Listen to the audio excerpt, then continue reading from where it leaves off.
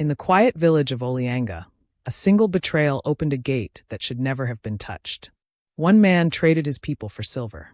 One woman survived the unthinkable and returned.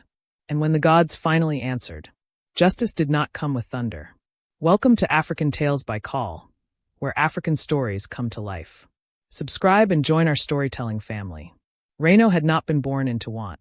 His father tapped palm wine with patient hands that knew every bend of the trees, and his mother wove raffia mats so fine that traders called them little sons. In Olianga, their home, life moved with the seasons. Yams planted in the red earth, morning prayers, songs at dusk. But Reno watched the coast merchants when they passed through the village. They wore heavy silver necklaces that flashed like moonlight. Their cloth came from strange places and smelled of oils and sea air. One day, Reno whispered to himself, staring at a merchant's shimmering robe, I will wear such cloth. His father would laugh, tapping his fingers on the palm wine calabash. What do you need of that, my son? His mother would say, shaking a strand of raffia. Reno only smiled and kept his hunger hidden. He wanted more than the quiet plenty of Olianga. He wanted a life people leaned toward. Rooms with curtains, guests who bowed, children who would brag of having a father who traded with the coast. When the merchants lingered, Reno walked among them, smiling like a brother. He learned their words. He learned where they came from, how they counted coins. You have promise, one of them said once, and Reno felt his insides warm as if a fire had been lit. That promise, small and bright, began to twist inside him like a root. When the first of the coast men returned to stay several nights, Reno met them by the river where the reed grows thick. Their leader was sharp-eyed and spoke like wind through a reed. We travel far. We buy, we sell, we prosper. You could prosper too, village boy. Reno called himself a man then. Tell me, he said, chest rising like a drumbeat. What must I do? The leader smiled, a tight, thin thing. Help us, he said simply. At the right time, when the men leave. Open a gate. Show us where the women sleep. A small thing for a large reward. Reno felt his heart leap. At home that night he whispered into the darkness. Think, silver for our house. Cloth for my mother. The village will look to me. But when he imagined the trade, he could not imagine the faces of the mothers who folded his clothes, the children who followed him like birds. He told himself stories. They will not be hurt, he said aloud to the empty courtyard. They will only be taken and brought back with goods. Sila, who hummed at the doorway, heard and said nothing. She folded a mat and looked at him, and in her eyes there was a caution that he could not read. Be careful, she said at last, and the words were neither blessing nor curse, only wind. Reno's chance came during the yam season when most men left with hoes and laughter to distant farms. He moved among elders with patient steps, suggesting a new celebration at a grove far from the village. A harvest of giving, he called it, a festival that would bless the soil and send thanks to the ancestors. Let us travel and sing, he said, and the elders, slow with age but quick with pride, agreed. That is good, said Elder Nga, smoothing his beard. Our sons will see distant things and return with new songs. Reno smiled in a way that pleased them. The night they left, the merchants came like shadowed sails. Reno opened the eastern gate, the one used for cattle, with hands that did not tremble. In the cool blue of the moonless sky, he showed them the narrow path that led behind Sila's compound. Quiet, he whispered. When the door creaks, it is time. Reno did not stand in the glow of their flame. He watched from the Irako tree's shadow and tried not to hear the voices of his heart. The merchants moved like hunters, sure and swift. A child's cry cut the night and pierced him like a knife. He pressed his back against the rough bark until the sap stained his shirt and told himself he had no part. Until purple coins clinked in his palm and the men nodded with approval. That night changed everything. From the Irako's shade, Reno watched women hauled away, hands tied like bundles of cloth, children wrenched from beds. He saw Sila, older then, but still bright with song, struggling as she called for help. He felt the world tilt inside him when he heard her shout his name, not just as accusation but as a plea. Reno! Reno, open the gate! She cried, voice cracking like thin ice. He froze. The merchants shoved people into wagons and pushed ropes into their mouths. Reno's hands were full of noise, coins, laughter, the thud of his own breath. He wanted to cry out, to run, to fling himself between them and the stolen ones, but his feet would not move. The money grew heavier than his bones. When the men returned, they found a hollowed village, smoke-burnt pots, and empty mats that used to hold laughter. Reno fell to his knees and wept with a sorrow he could write. "We were attacked by river brigands," he told them, his voice loud and sorrowful. "I heard them, but I could not stop them." The elders listened, sorrow softening their faces, and then praise rolled in. "He tried," they said. "He is brave." Reno learned how quickly grief could be turned into a cloak for wrong. With the praise came wealth, as if the world had decided to reward his strategy. Reno built the largest mud house in Olianga, painted with dyes that smelled of the sea. He bought a heavy necklace that made a bright sound when he walked. People whispered, "Reno of the coast cloth." He walked through the market like a man reborn, chest proud, smile sharp. "You have done well," the leader of the merchants told him, clapping his shoulder. Reno's mother could not keep her eyes from the shining cloth and said nothing for many days. "You look like a king," children muttered. But the house next door stayed empty. Where Sela's cooking pot used to bubble, now only wind filled the yard. Reno tried to sleep, but the silence there pressed against his window. At night he would stare at the empty compound and tell himself the sound was only memory. He called on visitors and filled the rooms with laughter that sounded like someone else's. When a woman came to speak to him about marriage, she paused at the doorway and looked into his eyes for a long time. "There is something cold behind your cloth," she told him softly. Reno pulled his collar up and laughed it off. "They are jealous," he said. The woman left. Years passed, and the glitter became like a thin skin over a dry well. Reno's fields failed, though the soil had been generous for his father. His first child, a small boy, died before he could walk. Later, a daughter was born with eyes that never seemed to settle, always looking far away as if seeing a shore no one else could see. "The gods do not forget," the villagers whispered under their breath. "They remember the smell of betrayal." Reno called it misfortune, tired of being named and shamed with old words. He visited the city to trade his goods, to spin his wealth into more shadow. There, in the crowded market, he saw things he had only dreamed of: ivory carved with fine hands, cloth like rivers, trinkets with faces. And there, seated on a low stool, was an old blind woman with hands that moved like the wind through dry grass, braiding a rope. She called out, "Who will buy a rope? This rope is strong, it binds debts well." Reno tossed some small coins without kindness. "Keep your rope," he sneered. "I have no goats." The woman's eyes, pale and clouded, seemed to open wide at him, though they saw nothing. "You have debts," she said. "Debts you do not yet know." The words settled into him like rain into clay. Reno left the market with a heart that could not understand a simple old woman's speech. Fear, that had been sleeping at the edge of his life, woke. He hurried away with his leather pouch heavy at his side until a root snatched his foot and he fell. When he rose, the pouch was gone. "Thief!" he shouted at the empty road, and the traders only shrugged, their backs a wall of moving cloth. The coins had been his warm blanket, his proof that he had won life. Now they were gone like smoke. The journey back to Olianga was a long stitch of humiliation. He went from hut to hut begging water, then bread. People who once bowed cracked their lips in pity. "You were favored," they said, then lowered their heads. Reno slept under a wide sky on nights when the stars seemed to stare down and say, "Where is your clamor now?" He cut his fine cloth into rags. He hung his necklace on a thorn tree. He walked past Sela's empty compound and saw only the broken swing she once mended. Shame became a new companion, and Reno had no pleasant talks left to cover its sound. Hungry and ashamed, Reno stumbled into the bush and found a small, deserted hut where the roof had almost vanished. Inside, the floor was cold. Broken pots lay like bones. He lay down, thinking exhaustion might drown the shame. In the corner, wrapped in a thin shawl, an old woman lifted her head. The face was thinner than grief. Reno's breath stopped. "Sela," he whispered. The name stuck like a stone in his throat. It was her, Sela, the woman he had sold away in his greed, the one whose voice had filled his nights with songs years ago. She was smaller than memory, but her eyes held a strength like coals. "You," she breathed, and the voice was a dry leaf. She smiled, then coughed, and Reno felt something like a bird breaking inside him. "You opened the gate," she said without heat, only a bare fact.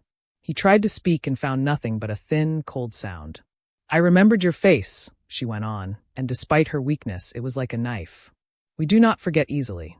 Sela reached under her shawl and took out a small carved figure, rough with handling. "This god," she whispered, AFO. "I held him when I told the truth, and I waited." The hut seemed to breathe in that moment, remembering things. Reno could not move. Outside the hut a sound came faintly, soft, like the sliding of skin on earth. When he looked toward the doorway, a python lay there, long and glossy, thicker than a man's arm. It moved without fear or fury, curling like a rope on the floor. Reno's legs failed him. He wanted to run, but his knees would not obey. "You sold the hearth's warmth," Sela whispered, fingers tight on AFO. "You traded our songs for cold coins. The earth remembers, Reno." The creature coiled, slow and patient, and Reno felt its weight as if time itself had wrapped him.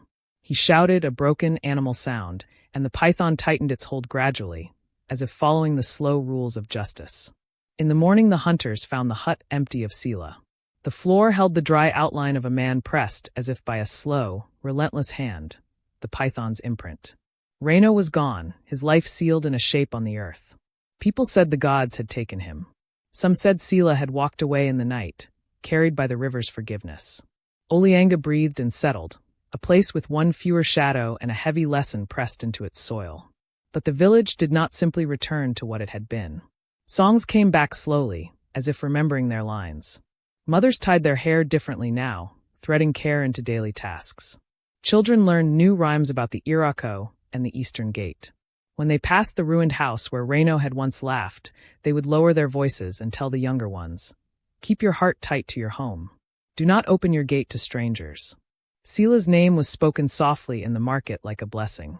She returned, some would say, and others would only nod. In the evenings, by lamplight, the village elders told stories of debt and repayment, of rivers that return and snakes that carry justice. In these tales Sela's voice lived on, a thread in the weaving that kept Olianga from falling into the same trap again. The merchants from the coast still came sometimes, but fewer. They watched the village now with a caution they had not shown before. Where once a young man might have been tempted to follow their bright cloth, he would instead tie his mat and listen for the creak of a gate, and think twice. Although Olianga tried to return to peace after Reno's death, his story became a shadow that stretched into places no one expected. Months passed, and the rains returned with gentle insistence, washing the dust from rooftops and filling the riverbanks. Yet the elders noticed something unsettling.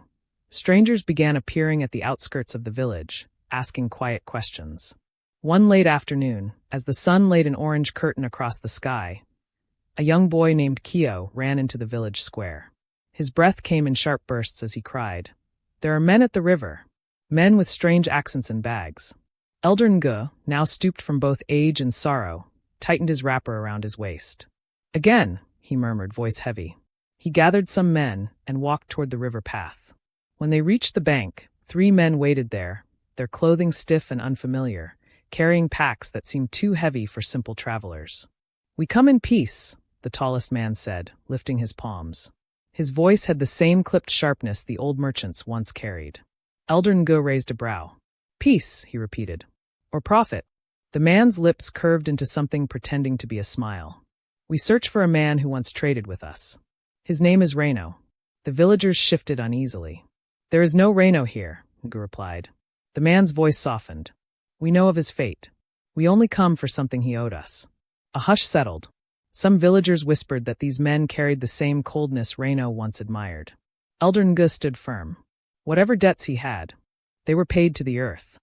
The strangers exchanged glances. One of them, shorter but sharper in the eyes, leaned forward. "Debts can move from the dead to the living." The river wind paused. A thin ripple of fear moved through the men of Olianga. Elder Ngu's voice held the ground beneath the men like a plank. "This village pays nothing to those who broke it," he said, each syllable measured. The tallest stranger, whose name was Yoma, laughed softly, the sound empty as a dry gourd. "You think the sea forgets its coins?" he asked. "A debt left behind is a debt we collect." Kio, the boy who had run to warn them, stood pressed against his mother's skirt, eyes wide. "They came for Reno's goods," one villager muttered. "They want the cloth, the carved ivory, what he stole." From the crowd a hunter named Toba stepped forward. His hands were calloused and honest. "We will not be taken again," Toba said. "Leave now, or the river will hold you." The strangers smiled like men who liked being underestimated. "We will be gentle," Yoma said, "for now. Bring us what remains of Reno's trade." A chest. A box. A token. The villagers looked to each other, shame and fear mixing with anger. Sela's name was on several lips, whispers of how she had carried songs that smoothed many angry mornings. Olianga closed his eyes and breathed. "We will search," he said at last, and the men began to move through the village like a slow tide. They combed homes, corners, bamboo chests behind hearthstones. The children watched with hands over their mouths. At the ruined house of Reno they found nothing but the echo of his laughter and the moth-eaten cloth he had left. Yoma's patience thinned. "We are not pleased," he warned, and the village felt the weight of a promise that might break. After the strangers left with only a few small trinkets and a threat, the village gathered at the shelter by the Irako. Sila, who had recovered some breath and walked slowly back into the light of Olianga, sat on a low stool and drew her shawl close.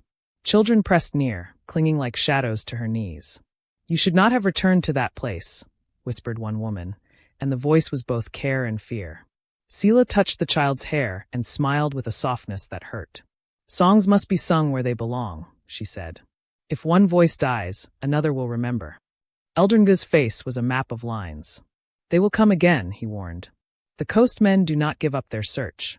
Toba pounded his fist on a tree stump. "We will stand. We will not let them carry our women and children." But Sila's hands were small and tired. "And if they come," she asked gently, "what will we give them?" "There is little left." That night the villagers kept watch, torches stabbing the dark, eyes scanning the far bushes. Some prayed aloud, others sat silent, thinking of Reno and the hollow house. In a corner, Kyo listened to the elders and chewed his lip. "I wish I had stopped them," he said to no one, and Sila reached and stroked his hair. "You did not make that choice," she told him. "No child can carry that weight." Still, the fear threaded through their sleep, and when the dogs raised alarms at dusk, many hands reached for spears. Weeks slid by with a new kind of quiet, one made of stitched wounds. Sila taught the children songs again, but the words bent differently now, shaped by memory and warning. "Sing of the river that remembers," she told them, and their voices joined like a small, steady drum. But trouble has a way of returning in the smallest of forms. One morning a cart rolled into Olianga's square carrying a single man, his coat patched but his eyes sharp. He called himself Maru, a traveler who claimed to have seen the traders on a distant road. "They have moved inland," Maru said, setting down a bundle. "They trade with men who do not ask questions." The elders leaned in. "They are strong, and they travel with the law of the sea," Maru continued. "If you protect those who escape them, they will come to collect, even after death." The word curled in the air like smoke. Sila's face paled. She looked into the bright sun and smiled a small, kind thing that did not reach her eyes. "We can only be what we are," she said. "We mend. We guard. We sing." Maru watched her long and then nodded. "There is a story on the road," he said quietly. "A man who tried to steer a turning wheel. The wheel broke him, and he was left to rot under the shade of a fig tree. The traders took what they needed." The children shivered. Toba slammed his fist into his palm. "We will not be taken a second time," he vowed, and his vow landed like a stone in the water. That vow lasted until a dry season when food ran low and hope ran thinner. The river shrank, boats stranded, and men who had kept their heads bowed now looked up with hollow hunger. One evening, strangers returned, not the same faces but allies of the coastmen, traders who smelled of brine and rusted coins. They came with a caravan of heavy beasts and spoke with cruel politeness.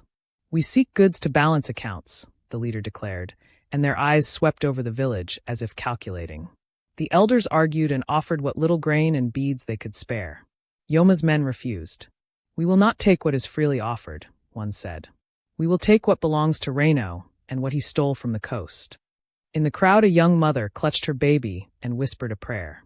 Sila stepped forward and lifted her chin. "There is nothing of value here," she said. "What Reno took is gone. He is gone." The leader narrowed his eyes. "Then give us Sila's shawl," he said bluntly, naming the one thing they knew had belonged to the woman who had been taken. "It has value where we go."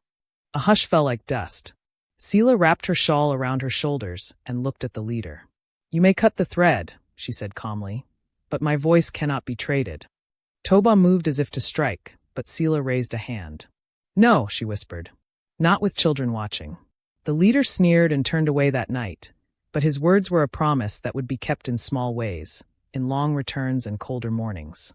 The next moon rose swollen and red, hanging low like an omen just over the tops of the palm trees. That night, while the villagers slept, a sharp, metallic smell slid through the air, iron and something darker. Kyo was the first awake. Hunger had roused him. When he stepped outside, he froze. Down by the riverbank, 3 strange boats bobbed, silent, unlit, like waiting mouths. Kyo's heart tripped. He sprinted to Elder Ngu's hut, slapping the wooden door with both palms. "Elder! They're here!" The old man rose, still half in dreams, his body stiff from age. "Who?" he rasped. "Coast men," Kyo stammered. "Boats on the river." Ngu grabbed his wrapper and stepped outside. Torches were lit. Men gathered. Toba arrived with his spear, eyes burning. "We should strike first," he hissed. "We are tired of being hunted." But Sela, who now walked with a fragile grace, appeared beside them. "Listen," she whispered. They fell silent. A distant crackling sound floated from the dark, branches breaking under cautious feet. "They are already on land," Sela said. Her voice did not tremble, but Ngu heard fear buried under her calm. "We will face them," Toba growled. The men spread out around the village entrance, but Sela remained still, hands cradling her shawl. "They come not for goods," she murmured. "They come for what they believe belongs to them. They follow the scent of unfinished stories." The night air tightened. Then voices approached. The torchlight revealed Yoma again, now flanked by new faces, mercenaries. "We return for the woman," Yoma announced. "What was taken must be reclaimed." Sela stepped forward, not flinching. "My life is not a debt you can collect," she said softly. Yoma's lips curled. "Everything is a debt, old woman. Even breath." The village tensed as if the entire ground leaned forward. Toba tightened his grip on the spear. "You will not touch her," he growled. Yoma tilted his head, amused. "Who will stop us?" he asked. "You." Toba stepped closer, the torchlight reflecting in his determined eyes. "All of us," he said. A group of young men formed behind him, forming a wall. "We have lost enough." Yoma's expression shifted, the smile disappearing like mist burned by sun. "Do you people never learn?" Reino opened a door. Once opened, doors stay open. Sela felt her knees shake, but she held her stance. "Reino opened a door," she said, voice steady. "But I closed it with my return." Yoma raised a hand, signaling his men to move. Before they could step forward, Sela lifted AFO, the carved wooden figure she had carried since escaping slavery, and held it up to the night sky. "You seek to claim what Earth already marked," she declared. Yoma paused, eyes narrowing. "A toy," he sneered. Sela's voice deepened. "Not a toy. A witness." She pressed her palm against the carving. "AFO, I speak truth once more." The wind shifted. Even the torches flickered, as if listening. "Reino opened the gate," she said. "He traded lives for silver. He sold mine." Murmurs rippled through the villagers, anger, shame, memory.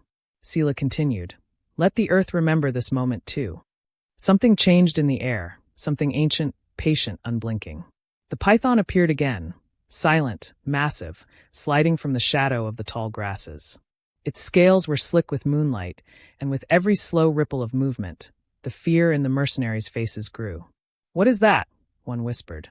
"A warning," Sela replied. The python moved between the mercenaries and the villagers like a living barrier. Yoma staggered backward. "Impossible. The one we saw in the hut," he began, but his voice shrank.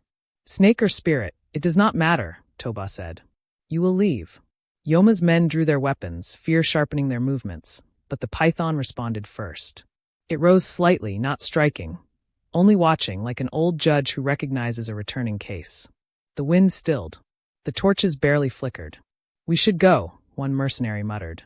"This place is cursed." Yoma grabbed him by the collar. "We finish what we began." He lunged forward, but the python shifted, tail whipping across the ground. In panic, the mercenaries stumbled back. One dropped his blade, eyes wide as a child's. "This isn't worth coins," he shouted and ran toward the river. The others followed. Soon only Yoma remained. He stared at Sela, hate burning from a place deeper than greed. "You cannot stop a storm with a stick," he growled. Sela's grip tightened on AFO. Sometimes storms pass when the land refuses to bow.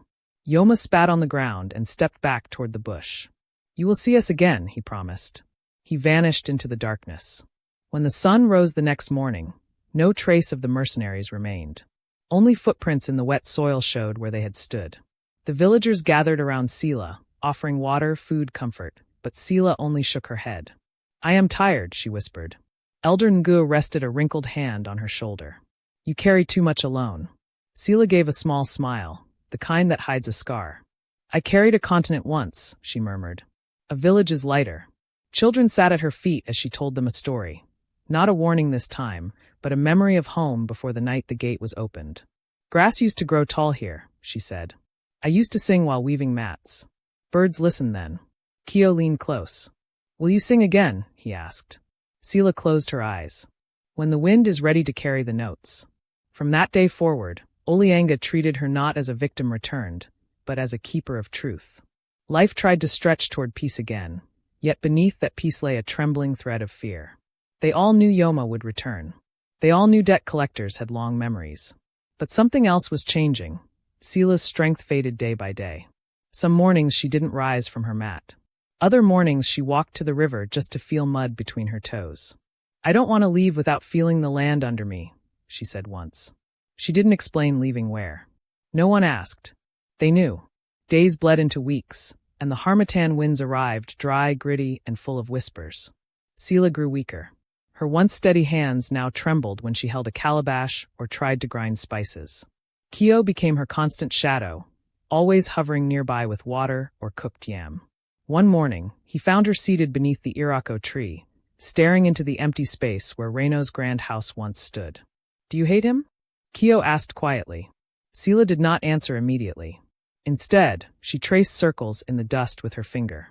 Hate is like carrying a hot coal, she finally said. It burns the hand that refuses to drop it. Kio frowned. Then why do you still hold it? Sila smiled, small and painful. Because the coal was pressed into my palm before I learned how to let go.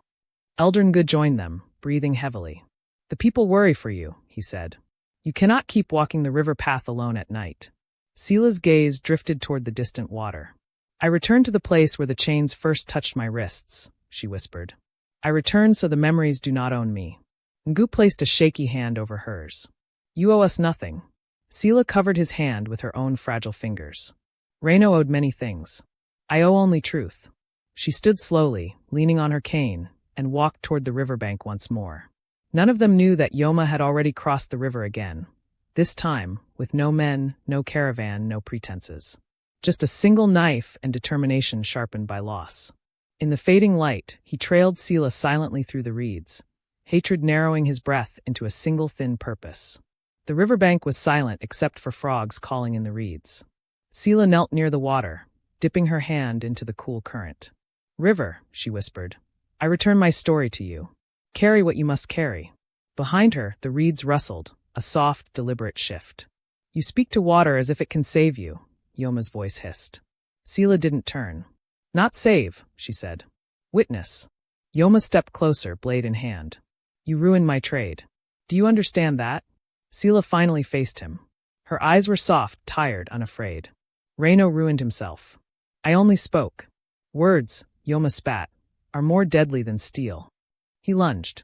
Sila did not scream. She raised AFO, her small carved figure, and held it like a shield. The blade struck her shoulder. Pain tore through her, but she stayed standing. Do you know what I learned in chains? She whispered through clenched teeth. That those who trade flesh become hollow. Yoma pushed her, forcing her backward toward the water. You should have stayed gone, he snarled. Sila staggered, her feet slipping in wet clay. My voice was taken once, she gasped. Not again. She thrust AFO into Yoma's chest. He stumbled, shocked. The carving, sharp at its edges, punctured his skin. He dropped the knife. She collapsed onto the riverbank, blood darkening her shawl. Yoma staggered away, clutching his chest, disbelieving that the frail woman had struck him. His breath grew ragged. Behind them, something shifted in the reeds, a familiar gleam of scales. The python slid forward, silent as dusk. Yoma saw it too late. He turned, stepping back, but slipped on the mud.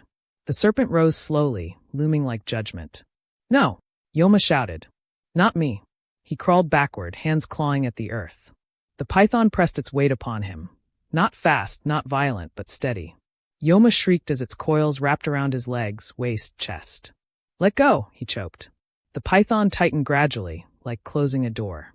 The gate was yours to open, Sila murmured weakly from the riverbank. And now it closes. Yoma's breath snapped short. His eyes bulged with disbelief. This is for Reino's debt, he gasped. Sila shook her head. No, this is for mine. The python's grip turned final. One last strangled cry tore from Yoma before silence swallowed him. When the serpent uncoiled, Yoma lay lifeless, limbs twisted, eyes fixed in terror. The python turned its gaze toward Sela. She exhaled, her pain sharpening into clarity. "I am not afraid," she whispered. The python lowered its head, touching its cool scales to her bloodied hand, an acknowledgement. A witness. Then it slipped back into the reeds and vanished into the river, taking the night and the story with it. Sela slumped against the riverbank, vision dimming as the water shimmered in front of her. "Let the children sing," she murmured. "Let the gates stay closed." Khal was the first to find her.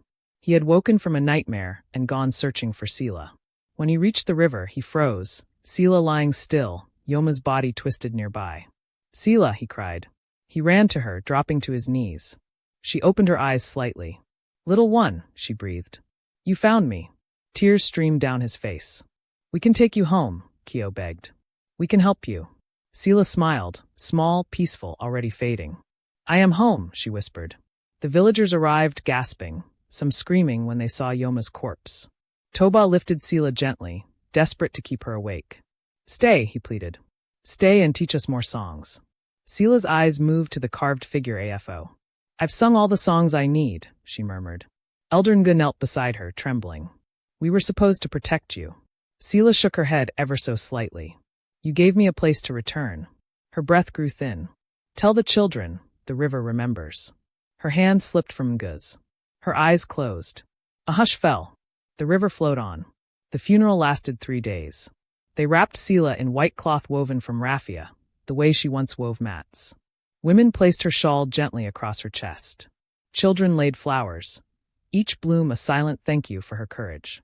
Olianga spoke last, voice breaking. "She did not just return," he said. "She restored us." They buried her near the Irako tree, where she used to sit and sing. That night, the wind carried soft tones across the village, melodies that sounded impossibly like her voice. Khal swore he heard her humming, and many did not doubt him. Reno's old house was torn down. No one wanted its shadow.